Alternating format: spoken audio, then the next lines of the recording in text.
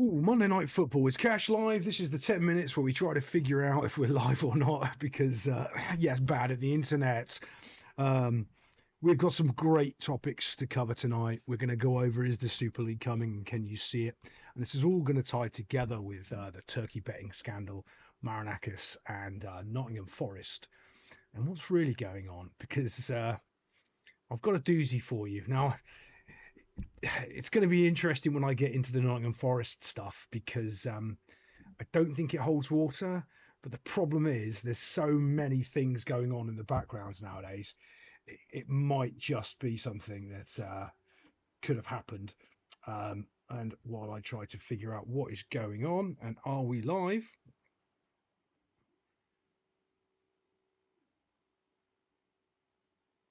hello to the chat. Yes, thank you. Someone saying hello. Oh, thank you. To see if we're live. Yes, we are.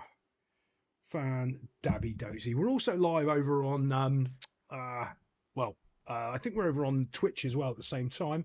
If you ever want to support the channel with your Amazon Prime membership. Oh, cheers, Chris. Cheers. You can always chunk in Amazon Prime free subscription thingy over on Twitch and donate to the channel that way because it's free money from Amazon, and we always appreciate when they're giving us free money. We're going to go over Michael Oliver, and I'll tell you a little bit about my research, which it's not really my research. Going back to like December 2020, and it's funny that there's some sort of weird decisions going on there. And if I had the time, I could really plot this out properly and do a really, really good timeline because Michael Oliver's decisions go both ways to certain teams. So it seems like he's got it in for Liverpool, genuinely. Or that's not really true. It's almost like it's the Liverpool Man City games that are the most controversial. But then what he'll do is in a nothing game for like Liverpool Fulham, he'll give Liverpool a decision that they should never be getting that's clearly controversial.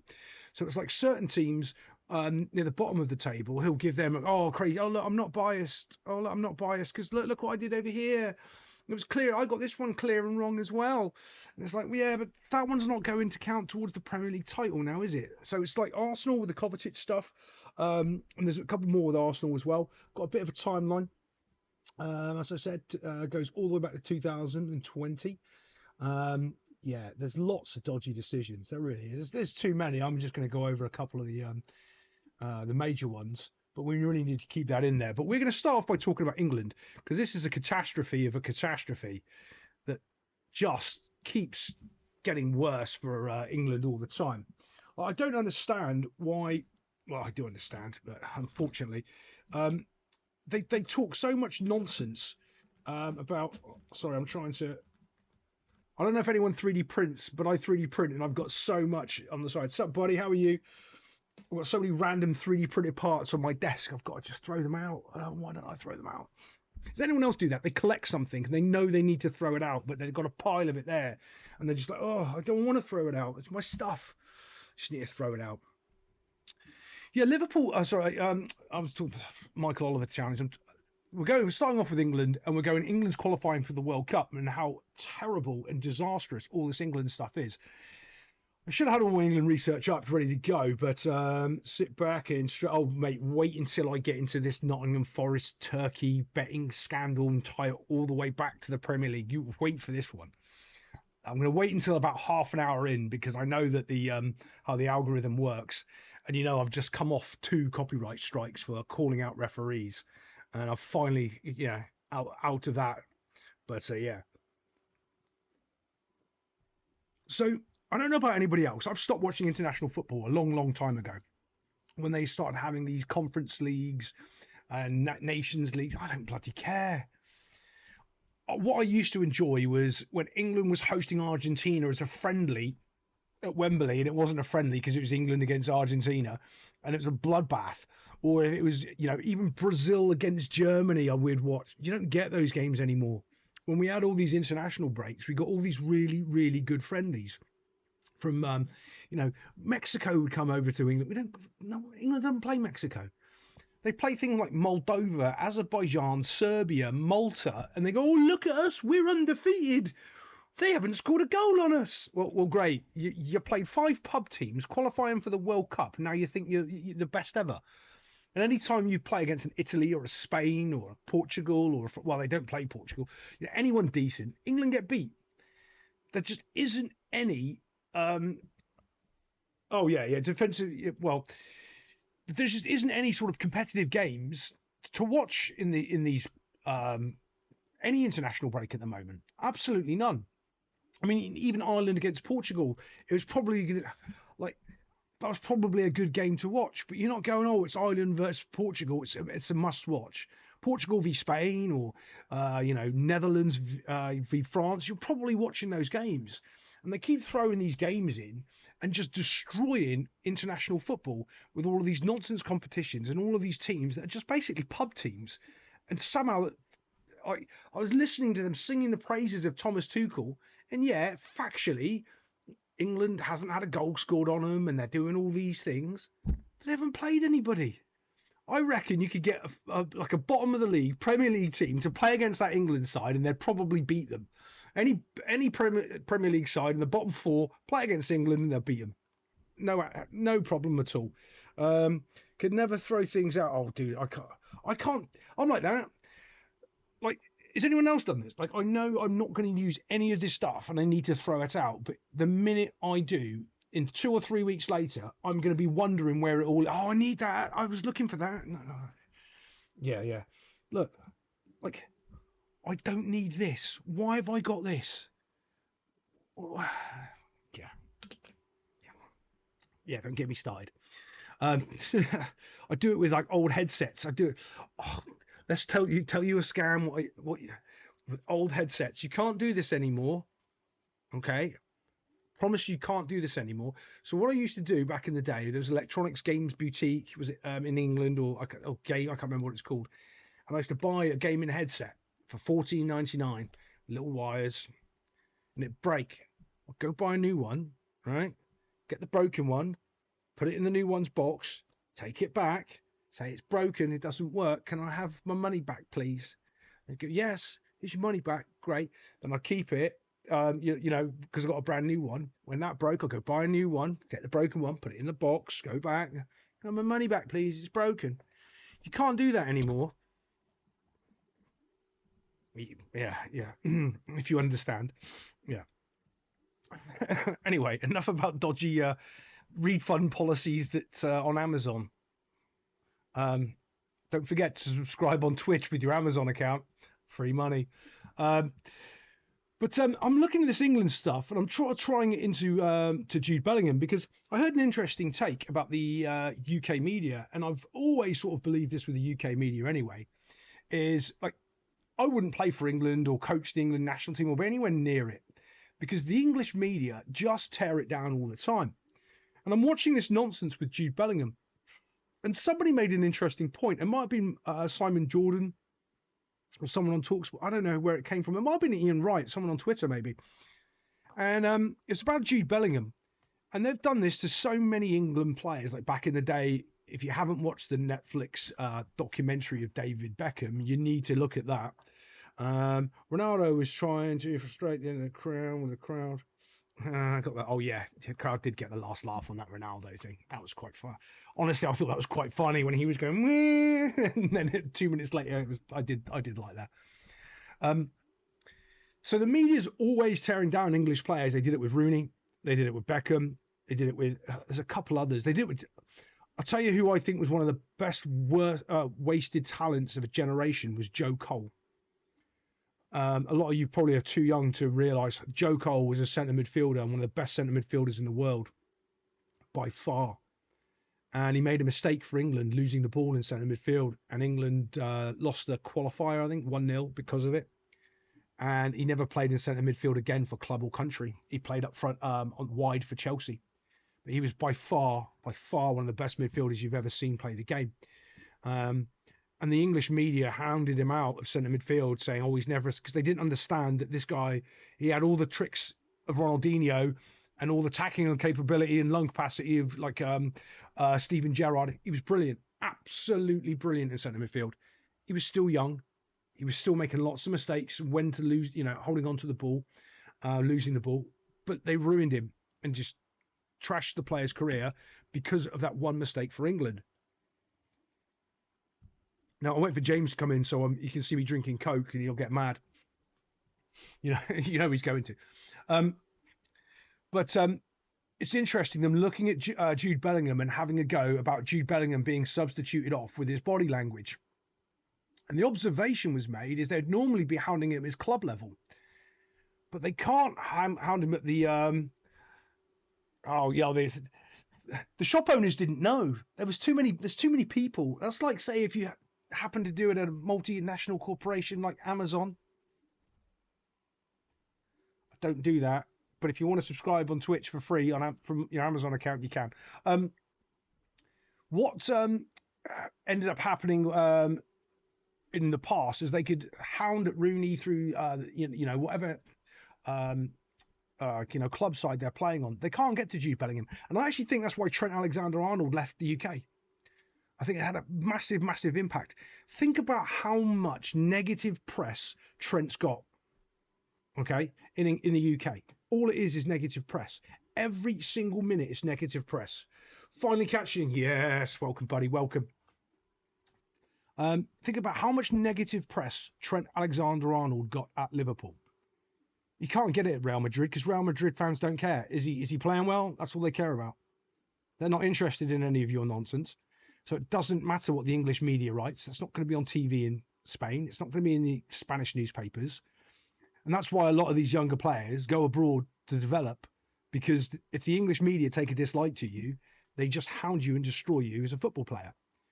And when you're looking at, like, I can have a million things to talk negatively about this England side, which I'm about to in a minute. But the English media aren't very bright. And what they're looking for is player drama. They're looking to go and create player, because putting Wayne Rooney's or Jude Bellingham's or David Beckham's or any of these major players in their headlines makes great clickbait, because they can't really write. They can't really find an angle for a story because they're not real journalists. Real journalists would be able to say England aren't playing anybody decent.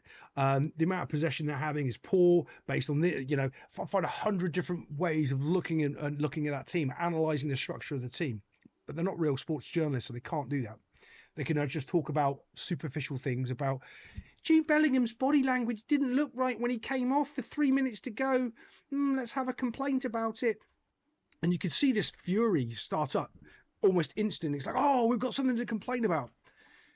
And between now and the summer, because the England media cannot get behind the England national team, because England doesn't have national pride in their things. It's one of the things when I lived in America, it was like, the US are number one in tiddlywink ping pong competition that no one's ever heard of. Everyone's like, yay! You did that in England, they go, no one cares. Oh, blah, blah, blah. They're just so complaining about everything in the English media. And I have a feeling between now and the World Cup, they're absolutely going to go to ham on Jude Bellingham and, oh, Trent's not in the team. Why is Trent not in it? And start trying to create divisions and rifts inside of that English national team. It's doing okay. It's not doing great, but it's doing okay. It's ticking along. And it's just sad to see. I mean, they can find a million things to write better about, like betting scandals in Turkey that we're going to come on to pretty soon with Marinakis, the mafia boss over there, and tying that back to Nottingham Forest. But what else would I want to talk about as well before we jump on? There was something else I wanted to prattle on about. DC, what did I want to talk about before we got into the VAR controversy? Check my show notes, which are really poor nowadays because I haven't kept up.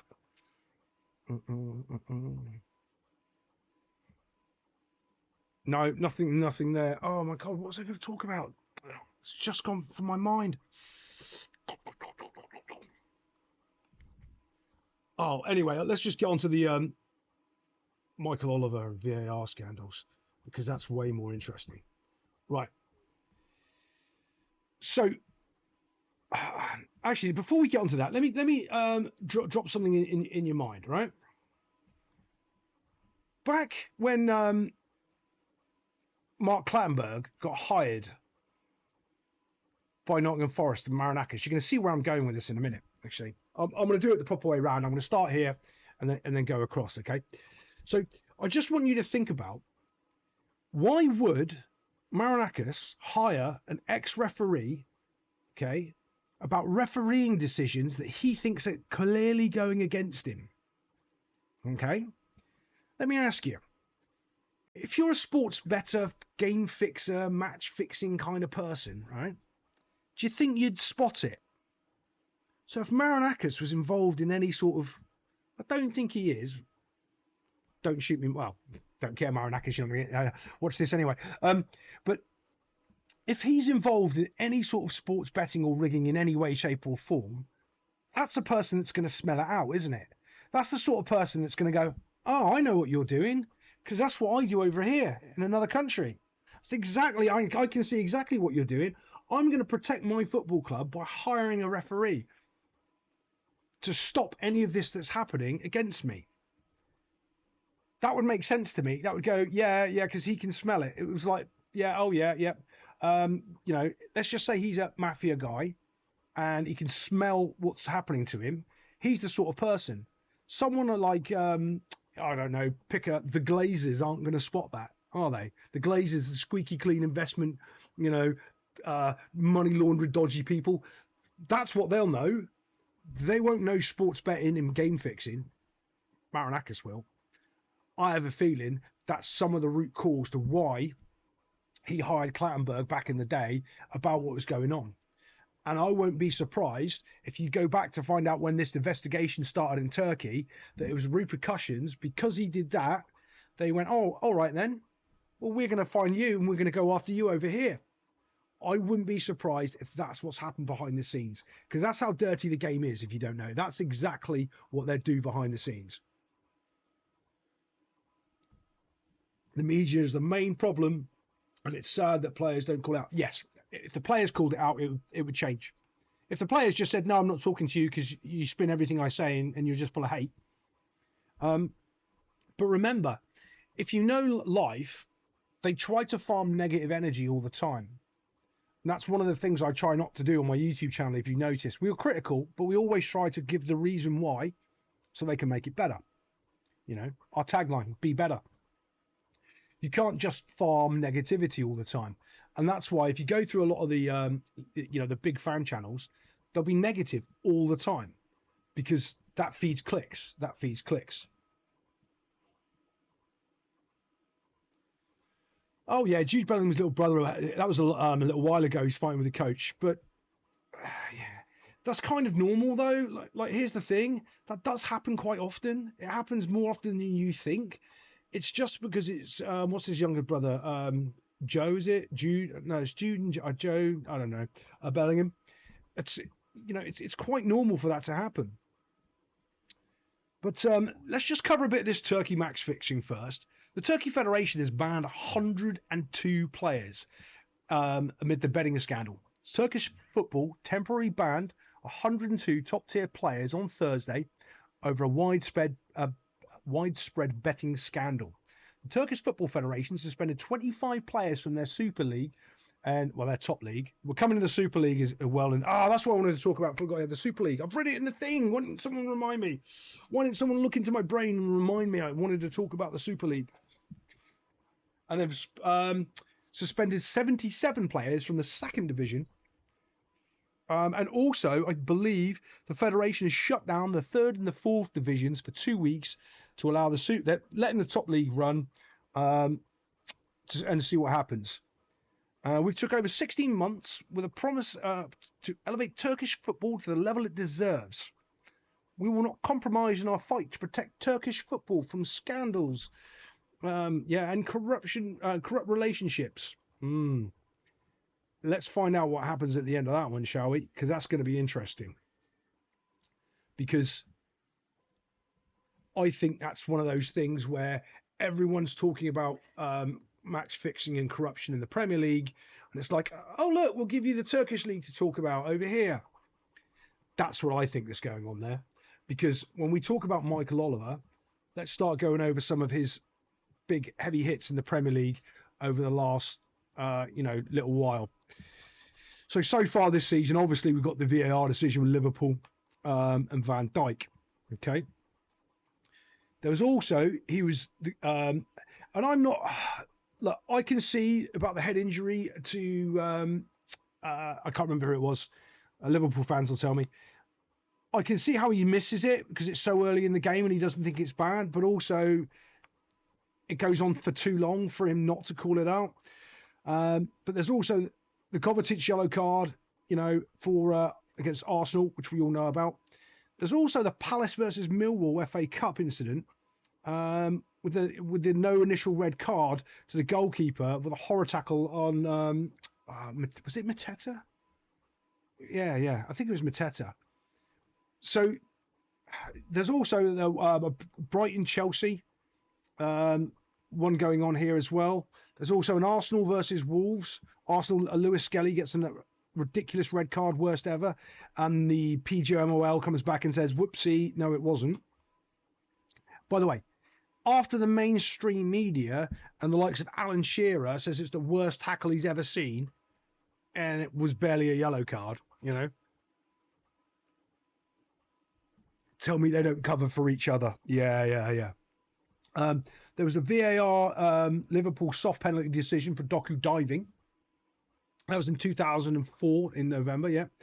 There's a 2004 VAR versus Forest. Wrongly added time. Aids Liverpool's win against Forest. See, this is what I'm talking about as well. It's like Liverpool will get one back the other way, but when they're playing a team near the bottom like Forest, instead of a Man City or an Arsenal game, which will have an impact on the title. Liverpool versus West Ham, 2004, October, overturns a no penalty on Diallo, which was a penalty afterwards. 2024 again, February, on-field, Liverpool versus Everton. He sends off the Liverpool staff for complaining. 2023 VAR Arsenal versus United denies United a penalty on Arsenal on Saka. Saka was fouled and they took the penalty away. Yep. Again, it was wrong. 2023 September, he goes over and he gets a 20,000 paycheck for the 125 charges crew. 2022, he's making decisions again. It's Liverpool and Man City. Gives them an easy penalty. 2022 February, VAR, Man City against United. Overturns a no penalty on Rashford. There's loads. There's absolutely loads. And that's just the tip of the iceberg. There's ones I can find quickly and easily without spending too much time going into it. So God knows how many there really are.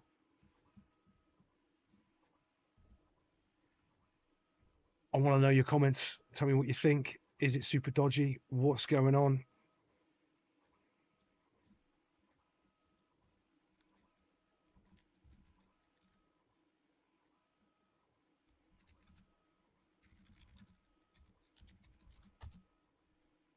We'll start a poll.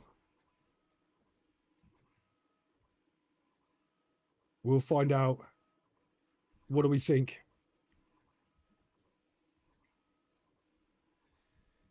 So as well, I did want to talk about, Michael Oliver is the biggest. Yeah. Oh, yeah. To Chelsea, yeah. So I'm going to re-release a video. I said this about 2 years ago. And I was talking about the Super League. And the video still holds water today. And I was trying to explain the landscape of football and how it's changed and what's really going on. And when the Super League, they tried to make a big push for it, the only reason it didn't come through was because the fans were dead against it. And I turned around then and I said, all they're going to do is try to figure out how to get the fans on board. There's going to be a thing. Don't know what the thing is, but there's going to be a thing all of the fans from all of the clubs can unite behind to get rid of whatever it is, and they'll all go to the Super League. And I think I have to go rewatch the video. I am going to upload it probably tomorrow morning. And to me, it's all about these officials in VAR. They're going to make this so obvious that it's blatantly corrupt. And they're going to say, oh, we can promise you the answer. If you come to the Super League, we'll have independent regulators for our referees, and we're going to make it all clean and whistly with no sports betting. But you can do that over here. You know, and I have a feeling that's what all of this is about. Is it's a dog and pony show for all the fans to get angry, get mad, and help them create the Super League. I can see it. I can see it happening. I can see all the fans are united behind it. They're all coming together that they all hate the referees. And I can see them using that to push forward for the Super League. The Chelsea fans actually made a petition for him not to officiate any more Chelsea games. See, that's what I mean. The Chelsea, if it's Chelsea, Manchester United, Liverpool, Arsenal, all against the same 2 or 3 referees, I mean, it's all their fan bases behind them. Because we're not talking about the clubs. The clubs are on board for the Super League.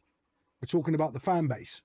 And it's the fan base that they need to get on board. And it's the fan base. And they'll go, oh, but you asked for it. You wanted to get rid of the bad referees. So this is the only way we could do it. It's not like we've got 4 organisations that could have fixed this already. I have a feeling that's exactly what they're going to try to do to bring this Super League in. Man City, Burnley, 2021.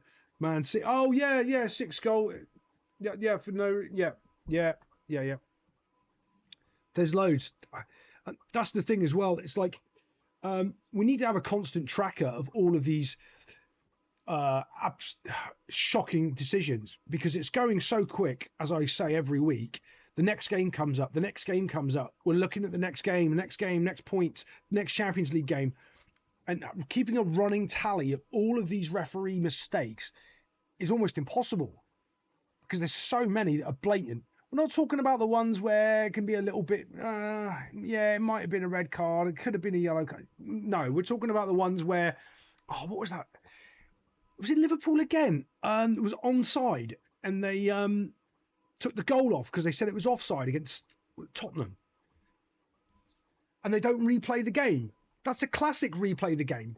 That's the reason you replay the game. We've completely messed the game up. We're sorry. Let's play it again. You know? Unbelievable.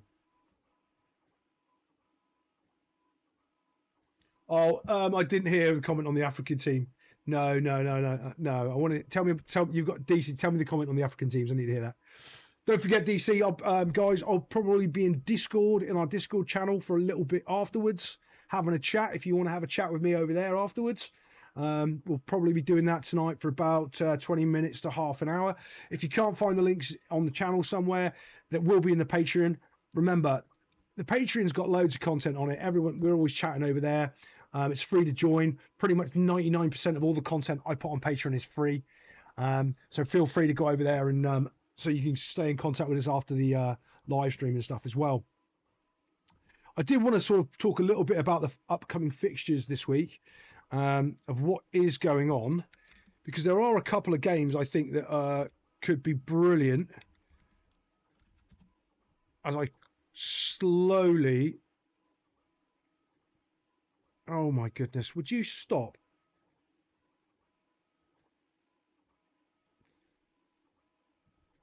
Oh my goodness. The amount of problems I have nowadays. Does anyone else feel like everything is getting harder? You want to do a simple task on a simple website, and they just go, no, we're going to make it almost impossible for you to do what you want to do because it's difficult. I do think the game that I'm going to be there's 2 couple games I'm going to be really interested in. Liverpool versus Forest. The reason why I'm going to be interested in the Liverpool versus Forest one is because last time there was an international break, and I think it was this time last year, Liverpool came off it and Forest beat them 1-0. And those 2 teams are now in a sort of bit of a disarray, and I want to see if they can actually pull anything out. Is it the same sort of game? I want to watch that. It's almost going to be interesting. Can you make a GIF of poor referee decisions? Yeah. Oh, yeah. Look, me make a GIF. Okay. Are you new to this channel, DC? What are you talking about? I remember one. over Klopp. Yeah, that was one. Klopp wanted a replay, but they wouldn't. See, here's the thing. So when I was doing, I used to run. Oh, got some news for you as well. Some news for cash. When I was running leagues and stuff, and I used to be the rules guy. Well, for the whole league. So if there's any disputes of anything, I'm the guy that you phone up and I'm telling you what you're doing and why you're doing it and why you're breaking the rules or not breaking the rules. Okay. Hundreds of clubs, and very, very few times would I ever say, yeah, you're going to replay the game based on what's happened in the game. According to the Premier League rules, that is a classic reason why you would replay that game, and they didn't do it. And that's when I was, you know how cynical I am about the game anyway, but I'm just going like, it's getting worse. These lines were in there to make sure if that happens, there's recourse, and they don't do it. Yeah, that game should have been replayed 100%. So it's not fair that there are 9 African teams. They should have so many because they don't even go don't go that far in the tournament. Okay, so but that's one of those things that I was talking about earlier. I don't know how FA do their seedings. Is it based on population density in Africa? Have more population, so they get more spots in the World Cup. Yeah, like that's a thing. Yeah, it's like the way they evolved in tech is making tech more complicated. Oh, no, everything's more complicated. It's like it doesn't need to be. I don't need to click 3 buttons when it's the same button 3 times. I just need to click it once. Stop doing things for the sake of doing things. Oh, I was watching this guy and he was explaining how bad electric cars are and the Teslas. And he was like, the door handles, because people are dying because the door handles don't come out when the electricity goes off and they burn alive inside the car. And he goes, it's been over-engineered. The door handle was the thing that worked. Why are we making the door handle more complicated? It was a door handle. It worked. What? Because you want it to be all flush and cute? Or you can have a door handle that works. Let's have a door handle that works. That's way more important, you know? And it's like everything has to be over-engineered and no, just let stuff work. Just let stuff work. Oh, the other interesting game I think for the weekend. I want to go through all the fixtures one by one. Obviously, let's start at the beginning. Burnley versus Chelsea. I can't stand the 12:30 kickoffs. I think they're absolutely terrible. They just annoy me. I can't see anything but a Chelsea win there. I really can't. Bournemouth Villa. Ugh. Bournemouth West Ham. I do that all the time with West Ham and Villa. I get them mixed up all the time. I don't know what that's going to be, to be fair. West Ham are terrible away. That's probably going to be a West Ham win. Brighton, Brentford. Sorry, Brighton, Brentford. I don't care. It's 2 boring clubs for me. I think Brighton will beat them, to be honest. Sunderland, Fulham. Sunderland will win that. I know it's at Fulham. But this is the ones I don't know about, which I'm going to probably watch. Liverpool, Forest, no idea who's going to win that one. Wolves, Crystal Palace. Crystal Palace will win that. And this is another one I've got no idea who's going to win this because it's at St James's Park. Going to watch this one. It's Newcastle against Manchester City. And this is the sort of team that Newcastle ends up beating. They're on a dreadful run. They're on relegation form. And I can see them beating Manchester City quite handily. And next day, Leeds against Aston Villa. Leeds have got to win that if they want to have a chance of staying up. And then we're going to have a boring kick fest of Arsenal against Tottenham, which is going to be complete snoozy doozy. Mark my words, it's going to be 1-0, boring game, loads of little incidences of everyone complaining that the ref's doing a bad job while they're both kicking each other. And yeah, all sorts of nonsense. You have to use the app to open that door handle. Wouldn't surprise me. It wouldn't surprise me. Another frustrating thing is that companies are too obnoxious and they try no effort to hiding them.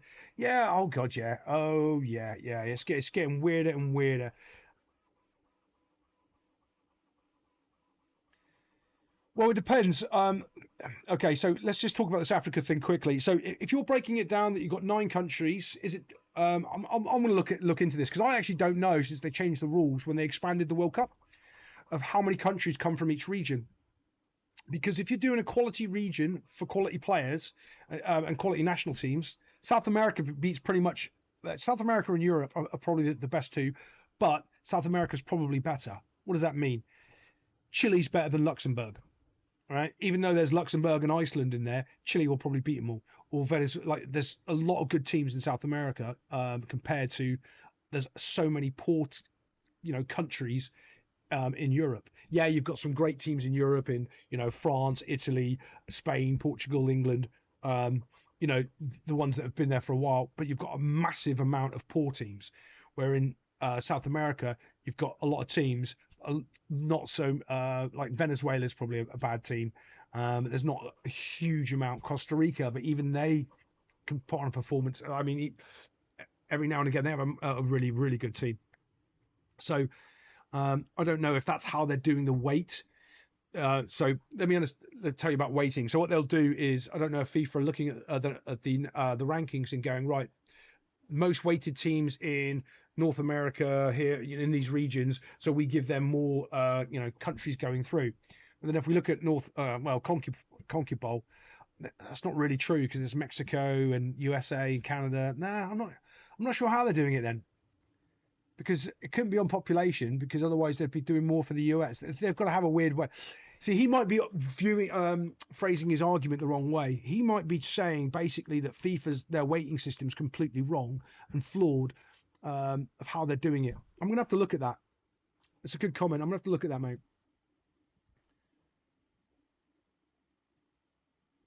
Yeah, Corner FC. Yeah. I'm just trying to think, because if I start pulling up the FIFA regs right now, all I'm going to do is sit there and read that for the next hour. So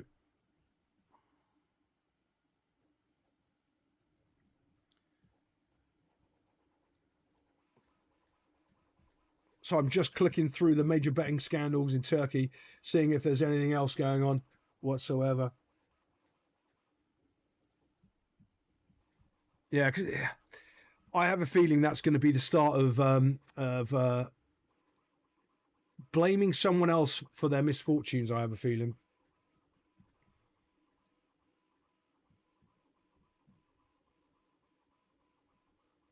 I'm sure there's another topic I wanted to cover. I think I sidetracked myself by looking at the fixtures for the weekend, because I haven't actually read the Marinakis scandal stuff, what he's up to yet, because I don't think that Nottingham Forest stuff's over. Because in the Premier League, there is this ownership credibility issue where they ousted out what's his face, Roman Abramovich. I won't be surprised if they do the same thing to Marinakis.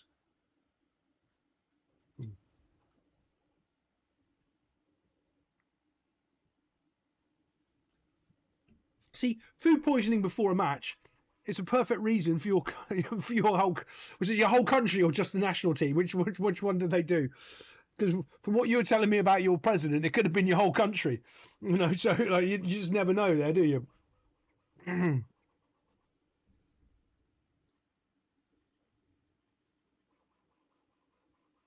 Oh wow! Apparently, I'm clicked on the wrong button, and I was going to do a members only live stream. I don't know why I have that. I really don't know what I'm doing with these little buttons. I should sit down and play a little bit more so I can get a little bit more interactive with you guys. So I want to run some polls. About who's going to win on the weekends as well. I think you're right. Maybe.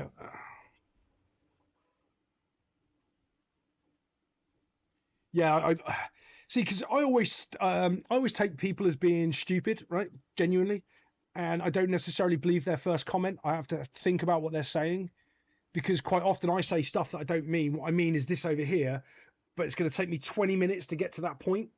So I just try to say that and let you try to work backwards sometimes.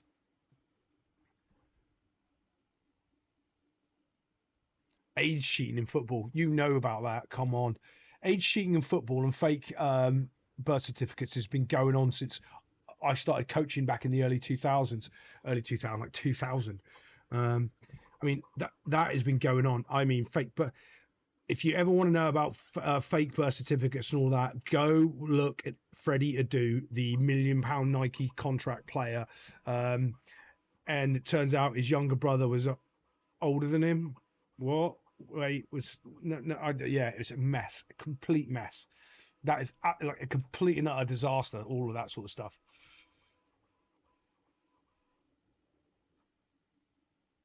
Abramovich hasn't been given. He won't be given his money. They won't give it to him. And that's what. Okay, just think about what's happened. Is someone has come in, the UK government, and said, "We're taking over your football club. Yeah, is it worth 4 billion? Sod off. Oh, we'll pay you in a way, but yeah, you're not allowed in the country to fight it in court. You're not given any rights to do anything, and we'll just do what we want, and we'll take it." And really, 10, 15 years time, watch that. How many billion? Whoever was sat on the committee that made those decisions happen are suddenly millionaires. Yeah, yeah. I just don't trust anybody after what I've seen in the world. Yeah, that'll happen. They'll steal all the money. It's like this new regulative body. No one's talked about it yet in the UK in football. No one's really talking about it yet because it hasn't actually started impacting football. And that's another reason why I think the Super League is coming.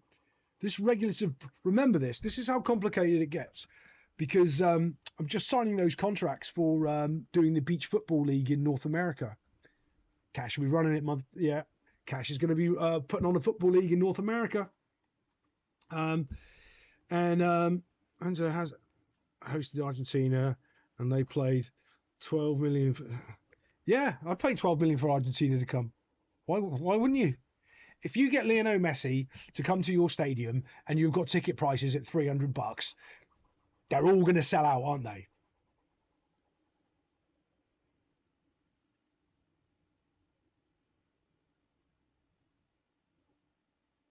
Oh, why age cheating? Do you not know about this? Oh, God. Okay, right.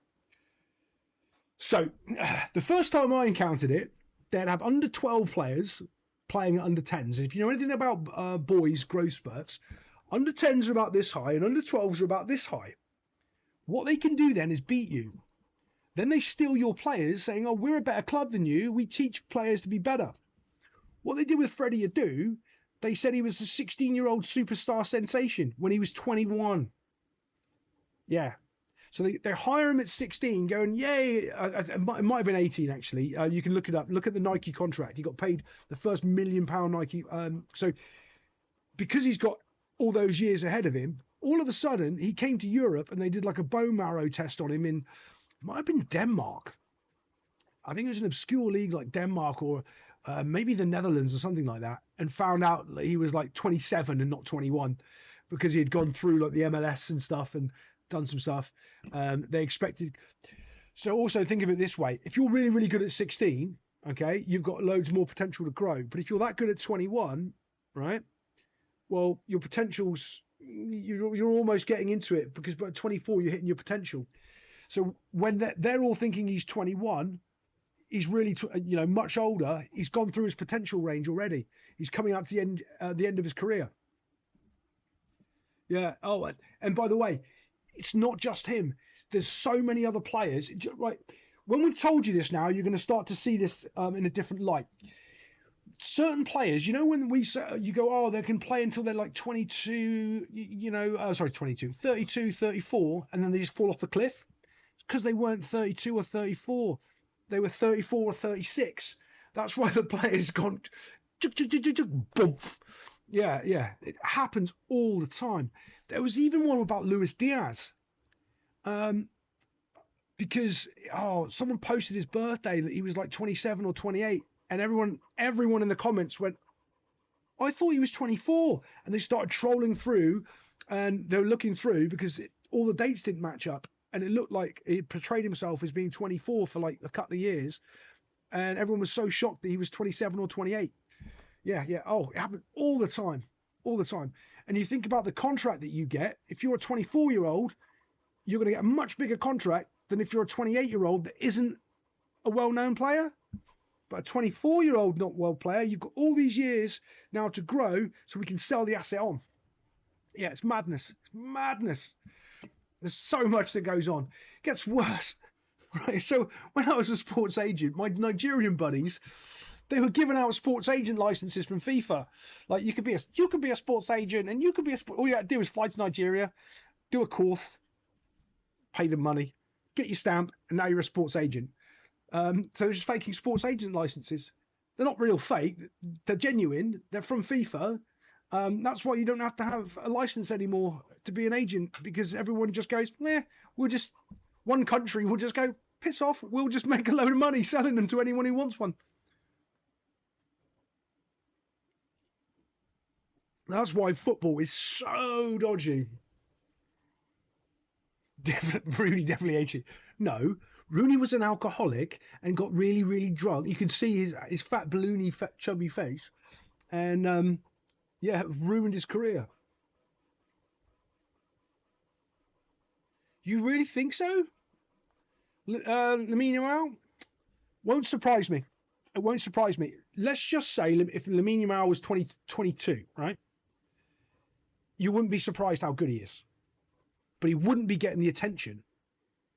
Like, if you're in your teens, you're a teen wonder kid, aren't you? Oh, it's a big difference. It's a real big, huge thing. Yeah. Wouldn't surprised.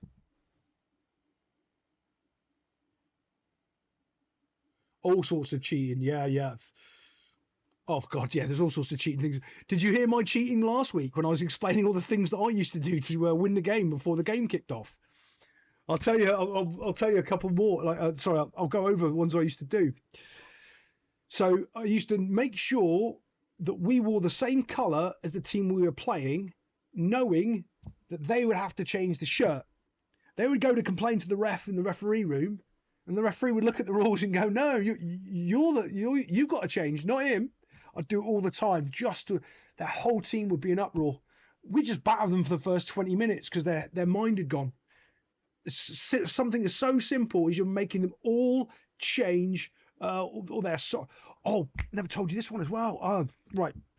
So one of the best training tips you could ever have, okay? If you really, really want to mess with the team, wear your socks the same color as their socks. Okay. People don't know any of this in football coaching because they don't go into the level of detail that I go into. When you're training, you pass the socks. You get used to colors of socks. It's subconscious.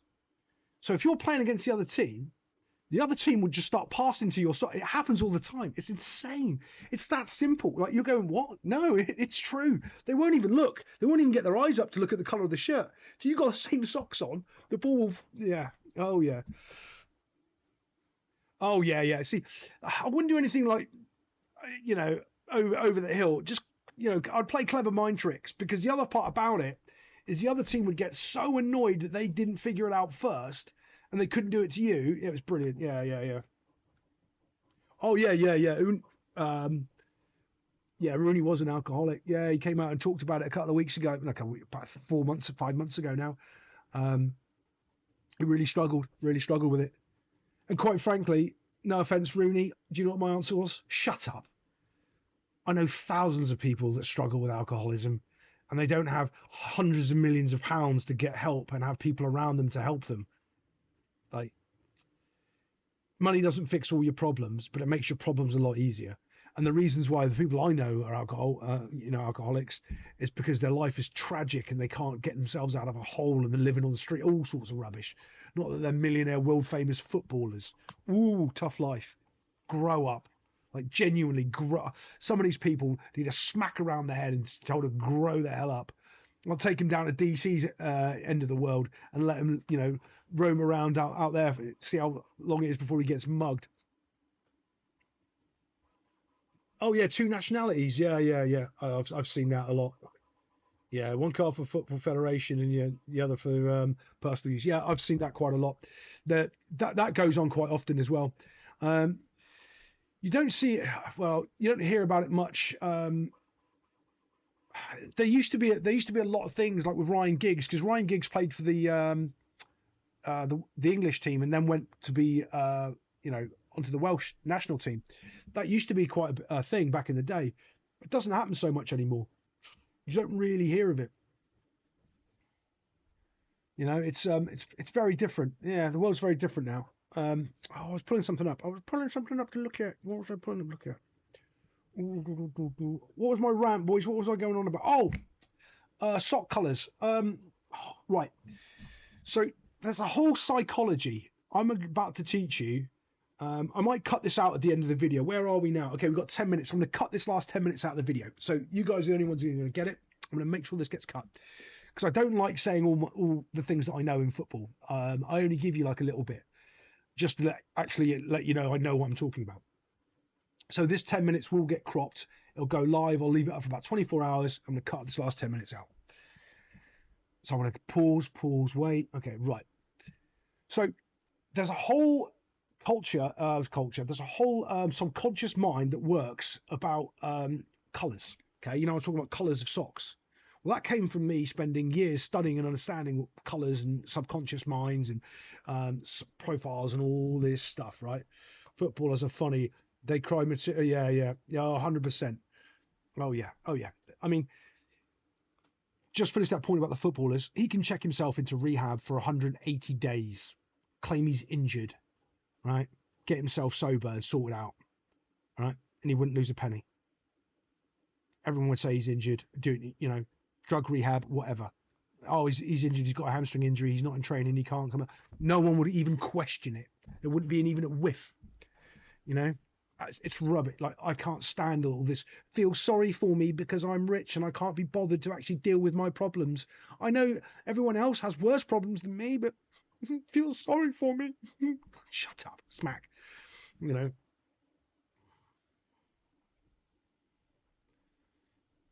Oh yeah. So let's go about the psychology of shirts, right? There's only one team in the world that doesn't go along with this analogy. And when I'm go through this analogy, you're going to understand, and you might be able to. I want you to put it in the chat if you actually can figure out the one team in the world that doesn't go by this analogy. Why does Liverpool, Man United, Arsenal, AC Milan, Ajax all wear red? Even Bayern Munich. Do you know why they all wear red? The reason why is because that is the most aggressive colour. Okay, it's the most predominant colour. Have a guess what the next colour is. So if you're doing in a cycle of what you're seeing, because remember, it's what you're seeing, what you're going against. Okay, red is the hardest colour for you to compete and go against. The next one is blue. The next one is black. Okay, there's only one colour that you never want to wear, because it means surrender, because it's all about the subconscious mind. See, the red is all about the blood and violence, and it gets really in depth of how your mind gets triggered by these colours, and how it changes your perception about the team you're playing against, about what colour you're playing. Okay, there's a reason why the stripes, black and white stripes, it's not a good colour. White is the colour of surrender. There's only one team in the world that can get away with wearing white. Okay. Do you know that team? You should know that team. Come on, boys. But colour has a massive, massive impact on winning a football game. Sounds stupid, right? But it does. Yeah. Real Madrid. Yeah. Real Madrid's the only one that bucks this whole trend is Real Madrid. It's the only one that doesn't go by any of this data. If you go look at all the leagues in the world, go look at their shirt colours, and you can start breaking down how much shirt colour matters. Because a lot of sports and a lot of life is subconscious. And if you can trick the subconscious, which you can with colour, it's huge. It's absolutely huge. And then start going through people's colours of their kits and seeing what colours they are, and see how close they are to red or to blue.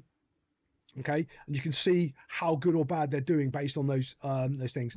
And you'll find over the years some of that's changed, because there is a trick since about, I'd say 2008 maybe, where money changes things, where there's so much money in the sport where you can buy so many good players.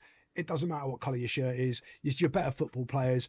But if both teams are even and one is in red and one is in white, the red team will win all the time. All the time. And if you just keep looking at it, like if you see two teams, home and away, you see the home team in red and the away team in white, bet on the red team. If you see a home team is blue, the away team is white, bet on the blue team. Like, it's huge. It's absolutely huge. Remember, if it's above a 51% chance in football, you'll take it, because that means you're going to win the game. So that I don't even know. I don't even know if they even do this research and these studies anymore, because they get so far down the data AI models, and they get so far like in passing possession and all this other stuff. They've just lost track of all of these other things that used to matter, and they don't think it does. They think the throw in from the long ball situation. Like, well, yeah, but we're wearing red and you're wearing white. We see you as you've surrendered to us, so you've already lost. It's massive, massive, giving your team confidence. There was a thing, DC will know, Man United. They've all complained about the colour of the kit. Yeah, Bayern added white. Yeah, they did. Yeah, look for it. Like, because God, there's loads of stuff that I used to research and look up back in the day. There was things with basketball techniques that with zonal play, that if you use correctly it goes back to this, when they're talking about zonal play in the box, they don't understand the zone properly. If you understand the basketball zone, you can get the football zone perfect, but they don't understand the basketball zone. So they get a bit of so someone comes in from, a basketball coach comes in, does a coaching course, explains to them about the zone defense and how to make the zone defense work. This is what happens professionally, by the way. So we'll come in. So, right, if you want to squeeze players out, this is how you do it. With 6 players, you'll do a zone, right? Your goalkeeper's 1, the other is the 5, right? This is what you'll do, how the zone will work. But they don't actually understand how the zone works. They've just listened to someone give them a speech about it. They haven't gone out onto the basketball court and played zone. Okay, so they don't quite get it. Then what they'll do is take this idea, which is really good, get it wrong, go and teach it to a football team. They'll get it wrong, and then all the fans will go, oh, the zone doesn't work. Because they're not doing it right. They actually don't really quite get what they're talking about. They understand the concept. They can't teach the concept properly. And they don't have, they might not understand the concept is another part. They might not actually get what the purpose of doing the zone is. And then what happens, that coach who got learned from this basketball coach or from these other sports about the zone, he'll now come out, and in 10 years, he'll be the one for the FA, because he's the zone guy and he's the best zonal defense teacher in the game. And he comes out with a broken idea of what that is, and he'll teach all these other coaches, and then they've got a third tier of broken ideas, and then they try and implement it all. It's madness. And that's what happens in football. Pink. Actually, pink's a funny one. Pink, see, all you have to do is go, if you see a man wearing a pink shirt, you think he's weak, right? Straight away. I don't care about what you think about, all your LGBT nonsense and all that. Straight away, subconsciously, you're going to think that, all right? Instantly. Unfortunately, it's inbred in you. That's what you do. It's like, I'll tell you what another one is. Be yellow. What's the colour yellow? It's chicken. You know straight away, instantly. Boom. You think pink girl, you think yellow chicken. And that, how many people do you see playing in yellow kits?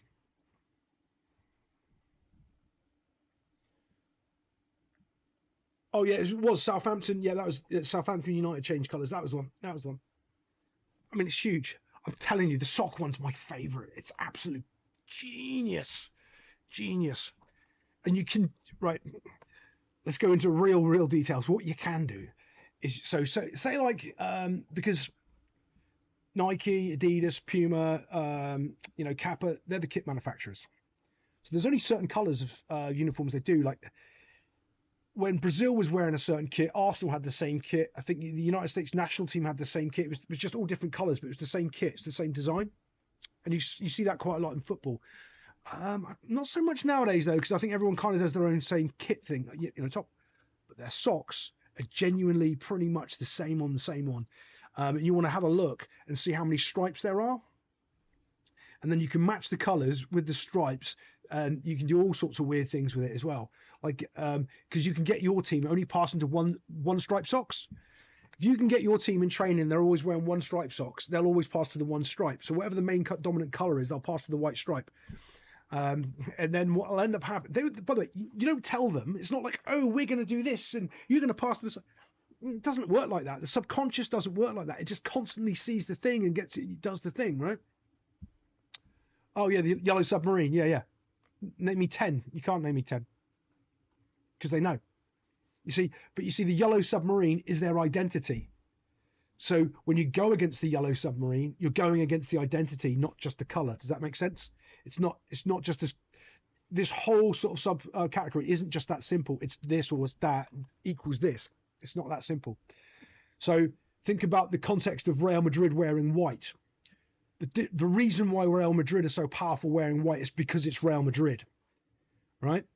You don't feel the same way when you play against Fulham in white, do you? Well, it's Fulham, you're not bothered. Or Spurs, you're not bothered. But you see, it's Real Madrid in white. It's a different feeling because it comes with a different attitude to it, and that's the massive thing. There's loads of little things behind the scenes on that. Remember, I'm going to cut all that out, so yeah, don't worry about it. It's all going to go. Oh, what was my rant on? Socks. Oh, yes. The subconscious. So the subconscious does it. It's one of these things where if you want to be a good football coach, you don't actually explain things to people. You get them to do it. And the amount of coaches that don't understand that. I can remember I came back to the UK and my mate asked me to go look at his son's team. And I spent about 15 seconds and I told him like a 30-minute synopsis of everything that's going on because I've seen too much. He goes, "How did you know all that? All you did is saw my son run onto the field," and yeah, because I've done this before, for so long. And one of the things that he was so shocked about is I pointed out how bad his coach is because his coach, I think his son was like 8 or 12, something like that. Sorry, Noah, I should know how old you are. I apologise. I don't. Thank God he's not going to see this. The coach was so busy making sure that he sounded good to the parents, none of the kids had a bloody clue what he was doing. He was explaining it as he's trying to coach the parents to understand it so he can come off the field and go, "Oh, yeah, it's a really good session. Look, we learned dynamic overlap passing in the third man overlap running from the corner kicks." And the kids haven't got a bloody clue what's going on. And then he'll go away after, "Wow, I told them what to do. They're not doing it." Your job isn't to tell them what to do, it's to show them what to do, and it's to get them to do it. That's the difference. Showing, involving them, and then getting them to do it. So when you're cheating with the socks and all that sort of stuff, you don't tell them, you show them, and they start seeing it subconsciously, and they'll all start picking up on it. And it's amazing what you can do when you actually start looking into that, and the amount of extra confidence and stuff that you give your players, and the other team just doesn't really understand why you're just such a force and you're relentless and relentless and relentless and relentless. We used to have this thing where whoever was the fastest to throw the ball in, right? You give them something, you give them money, whatever it is. So the ball's never out of play for more than 2.5 seconds. Boom, it's in, boom. The other team's like constantly, that you don't ever stop and slow down. You go, go, go, go, go, go. And your team gets so used to it, always on the front foot, the other team can't cope with it. There's so many little things you can do in the subconscious. Dortmund, are you going through every yellow team now ever? Is that what you're doing? Good job, DC. Good job. Much love with the hearts.